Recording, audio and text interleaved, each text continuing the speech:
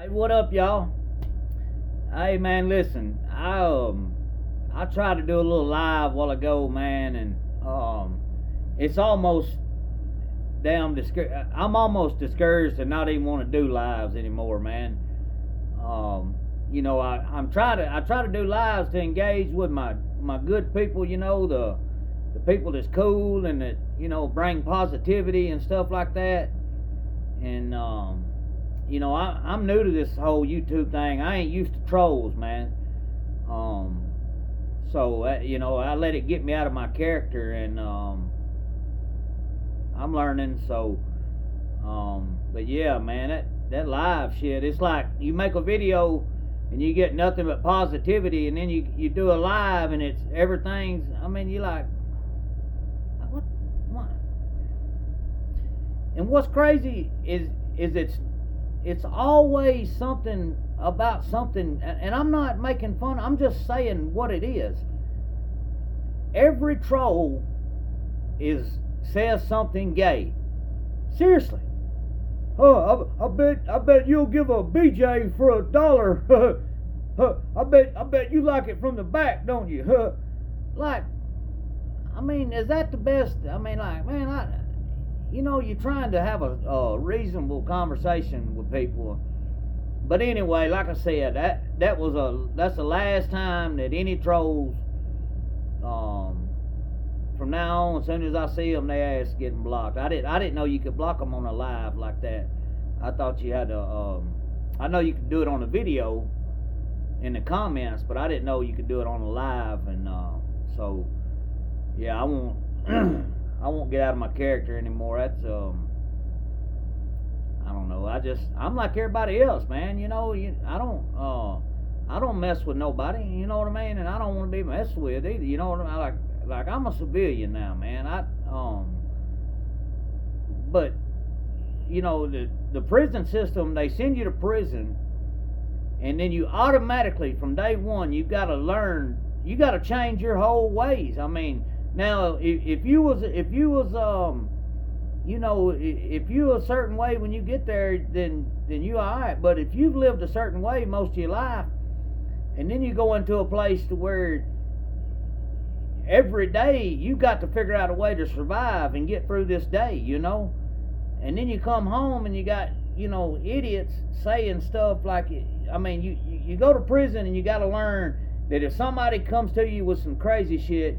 You got to handle your business. Even if you get your ass whooped, you still need to bust them in their mouth. But then you get on the street, you can't do all that, but it don't mean that it don't bring the feelings to you. And so that's something I got to work on. I didn't know YouTube was like.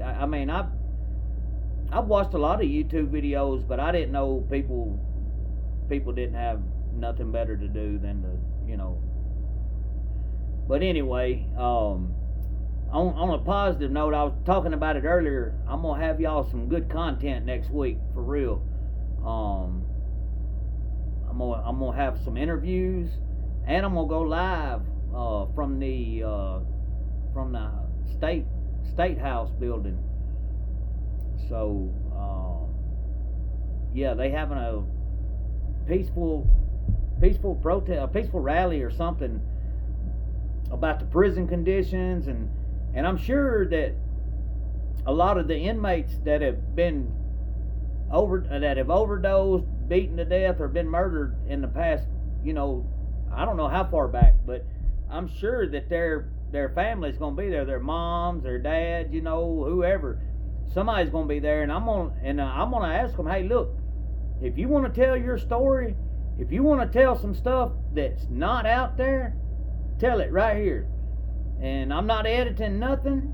I'm gonna let the people know too. Look, I'm not gonna edit nothing out. So whatever you say, make sure that's what you want to say, because I'm not. Once you say it, we're gonna publish it, and hopefully. I want y'all to understand what these women, I say women, I'm speaking mostly mothers, because it's mostly mothers that's, going through it. Not all mothers, but man, they called in there and asked, a manager or supervisor, hey, what happened to my son? Why did he get killed? We don't know. Let us get back to you on it. How do you not know how a man got killed inside your prison? And then this one takes the cake. They took a dude and sent him to Birmingham, took all of his organs out, gave the body back to the family. The family's like, hey, where's the organs at? They're like, we don't know. Knowing they sent it to UAB so they could study them further. That's what they do with the inmates, especially people that don't have family. When you die in prison and you ain't got no family or nothing like that to come want your body, they send you to UAB and let the medical students practice on you. Well, they thought somebody didn't have some family, sent them up to UAB, they harvested their organs, and then the family calls wanting to know, hey, when can we get our body back, my son's body? And they like, well, it's gonna be, got a problem with that, what's the problem? We'll get it to you. And then they get it, and then like I said, the body has no organs, no kidneys, no liver, no hearts, lungs, everything on the inside was gone. Could you imagine that? I mean, what if you were, I know there's certain type of religions that, like, you're not supposed to have, or certain things aren't supposed to happen before you're buried or whatever, you know what I mean? Like, so, yeah, I mean, that's jacked up, man. So hopefully I can get these women or these families on camera and let them tell you guys exactly what they have to go through. You can hear it on documentaries and things like that, but why not hear it from the person's mouth themselves? You know what I mean? Documentaries, they gonna edit out a lot of stuff, for real. They gonna edit out a lot of stuff. I'm not gonna edit out nothing. I'm gonna let them tell it like it is, and so, but yeah, like I said, I was trying to, I wanted to show y'all the creek down there. When I used to live over that way, we would go down there all the time, man. And like I said, it was the water run completely different, and we used to go swimming there. And then the last time we went to go swimming, man, and this is what gets me, is in the summertime, so it's not deer season. So somebody killed a deer out of season, skin it, took the meat. You know what they done with the carcass? Throw it right off the bridge into the swimming hole where everybody go. Now, where I did that live earlier, y'all, there in the summertime, you will see on the weekends 10 or 12 cars down there. Some people are fishing, some people are swimming, some people just hanging out, and then somebody pulls up and throws a damn dead deer carcass right off in the water where people take their kids to swim and stuff. Like, I don't get that, man. Like, I don't understand it at all. People will miss their trash day. You know what they do? Instead of calling, all they got to do is call the Madison County trash people and say, hey, can you come pick the trash up? I accidentally missed it this morning. Believe it or not, they'll send a truck back out there. Instead, they'll just take the 2 or 3 bags of garbage and go down there and throw it in the creek. Like, what the fuck? I mean, like, why? I mean, come on. Like, you can't burn it or something? I mean, why? I don't understand why people, it's just like with those trolls. When people find something good, like a swimming hole or something nice in nature that they can enjoy with their family and stuff, then you always got somebody that's going to come along and mess it up. It's like people don't want people to be happy, man. Like, I had a girl tell me one time, matter of fact, it was my ex-wife, she said, you don't make me happy anymore. I can't make you happy. You've got to be happy with yourself before you can't make nobody happy. I'll give you an example. And money don't make it happy neither. Bill Gates' wife divorced him. Jeff Bezos' wife divorced him. I mean, them guys are one top 10 richest people in the world. So that tells you right there, money don't keep them, you know. But, you know, everybody always throws that excuse up when they want to break up with somebody. With you just don't make me happy anymore.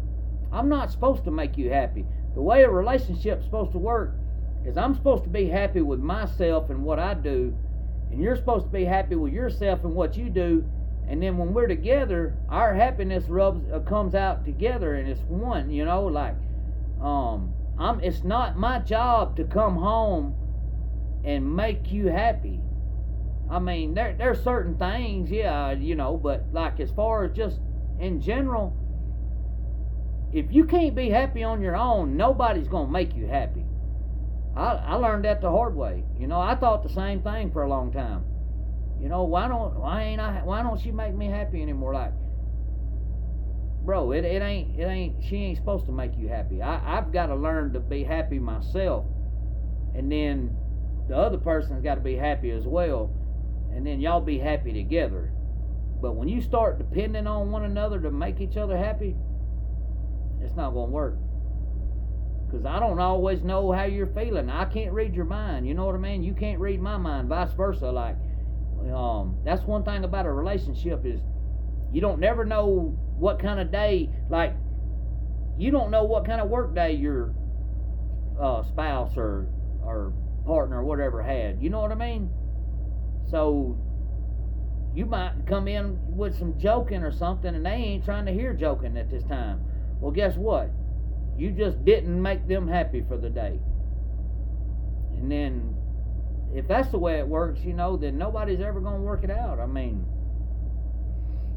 but then again, I think a lot of people just use that as an excuse because they're ready to break up and stuff, you know. Oh, you don't make me happy anymore. I don't want to be with you, you know. So, that's one reason why I don't even, like, I ain't gonna lie. I'd love to have I'd like to have a wife, man. I'd like to have somebody to share my life with. But man, I've been burnt so many times on lies, dude. Yeah, I ain't gonna lie, and it's karma. It's karma.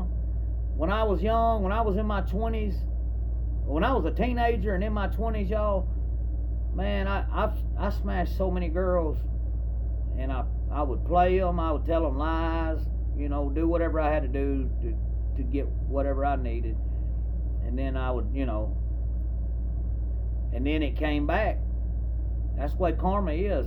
You think karma is like immediately or something, but I'm going to tell you something. Karma will wait 15 years sometimes. There's shit that I've done that 12 years later, I had something happen, and as soon as it happens, I'll say, damn, that's karma from what I did that one time, you know. I'll tell you something I did one time, man, and I still feel bad, terrible about it. I called in a prank call to the police one time, and my mama and them used to have a scanner. This was back in about 99 or 2000, and my mom and them had a scanner, police scanner, and her and my aunt and them was sit and listen all the time to everything going on. So we get drunk in there one night, and we go. And back then, Star 67, back in 99 and 2000, Star 67 worked. Now they can figure it out in a second. But anyway, we Star 67'd up and called the local police station because we could hear it on the scanner. So there was this lady in our town that she wasn't all there in the head, and she walked everywhere she went. Well, I called and told them that I should have never done it. Like I said, I was drunk, and I called them and I told them that she had got run over, and I should have never done that. The place that I told them that she got run over, 4 years later, she got run over in the same spot and killed. In the exact same place that I called them and played that joke, man. You think that shit don't hit? I knew when I heard it. I said, where? And they said, right there. And I was like, oh my God. I was like, man, that's the same place that I called. And me and 4 or 5 of my buddies, we were all sitting around there drunk and laughing, thought it was funny. And yeah, I called them and said, yeah, Shirley Mack got run over down here on the highway, and and the cops, they shot out, and of course it wasn't nothing going on. It was just, and then, like I said, I believe it was 3 or 4 years later to the exact spot. I'm talking about the exact spot I told the police that she got run over in. She got run over right there. It gave me cold chills when I found out, y'all. Like, I mean, no lie. I mean, it was right in the exact same spot. And I'm thinking, damn, man, I actually did that twice. I'll tell y'all about the other one some other time. Same thing. 2 times in my life I played a prank call about somebody getting hurt, and then they end up dying in the exact same spot that I said it. How does that happen? What are the odds? Tell me. I mean, think about that, y'all. I don't gamble, but I love gambling. You know what I mean? Like, I know the line to every game. I know the over and under. I know everything. I know all that. I love it. I just don't have the money to do it. You know what I mean? I just don't bet. But I study odds and stuff. And what are the odds that you make 2 prank calls and say that somebody gets hurt in a certain spot, and then they actually come true and they die in the exact same spot? What are the odds in that, man?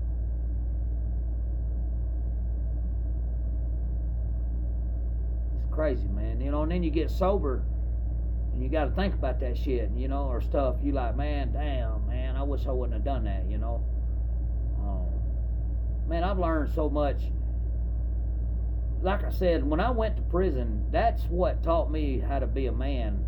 I didn't know anything about earning respect. I didn't know anything about showing respect. You know what I mean? Like, I just thought it was happy-go-lucky, do whatever you want to do, party. But I realized there's a different way, there's other ways, that people don't live that way, and you've got to adjust to that environment. And I had to learn how to start, carrying myself different, and just being a man. I mean, it's and then after getting out, man, there's so much stuff that I have to look back on what I did, and man, a lot of it's embarrassing. A lot of it's just, a lot of it I feel bad, man. Like. But you can't. The only thing you can do is keep moving forward, keep trying to stay positive, keep trying to do good things. Don't go back to that life, and that's all I can do, is just stay away. I don't do anything, man. I work when I got work to do, and then when I'm done with that, I come home. I like to get out sometimes and go walk around the creeks, and I like hiking and stuff, but hell, all the good hiking spots, you can't hike in the winter because you're going to get shot by a deer hunter. And in the summertime, you got to worry about snakes, so you got to go to public parks and stuff. But I like getting off in the places where that ain't got no public trails, where you just find unexplored stuff. You know what I mean? I like finding stuff that nobody else has ever found before. And there's stuff out there, y'all. There's stuff in the woods, man, you can walk up on it that riding down the road you would never even think for a minute that this is off in the woods. Like, yeah, I found an old moonshine shack up in Taft, Tennessee one day. I was cutting a guy's grass, stopped and got off to urinate, and was just looking down in the woods. It goes off down a little ravine, and I was looking down in there, and I noticed that you could hear the water running or whatever. So I'm like, well, let me go down here and look at the water, cut the lawnmower off, and then I could really hear the water good, So I was like, let me go see. This might be a waterfall or something, because I knew that there was a spring that run off down in there to Coldwater Creek. So I walk off in there, and I'm walking a little ways, and I see the water, and I hop across it, the spring, and I'm just looking around, and all of a sudden there's a little shack down there, and I was like, damn, let me go see what this is, and you could tell, from the moment I opened the door, I knew what it was. It was a moonshine. They were making shine in there a long time ago. They had an old, I can tell you how I know it was so old, is they had an old galvanized line run from the spring to that little house. They won't use galvanized anymore to make moonshine. You know what I mean? Like they galvanize or rust out and stuff, or it'll just completely disintegrate. So, but anyway, man, listen, I ain't gonna keep on. I just want to tell y'all, look, man, I'm sorry about the trolls. I shouldn't have let it get me out of character, and I learned a lesson from that, and I may not even do no more lives, to be honest with you. But anyway, listen, I'm sorry if I said anything that offended anybody. Y'all know I ain't that way. That I try to be cool with the cool people and stuff. It's just them one or two people that got me out of my character. So I apologize, and I will try to do better. And I appreciate everybody that tunes in, man, and everybody that comments positive and all that. Y'all don't know what that does for me, man. I appreciate it, for real. Well, never mind.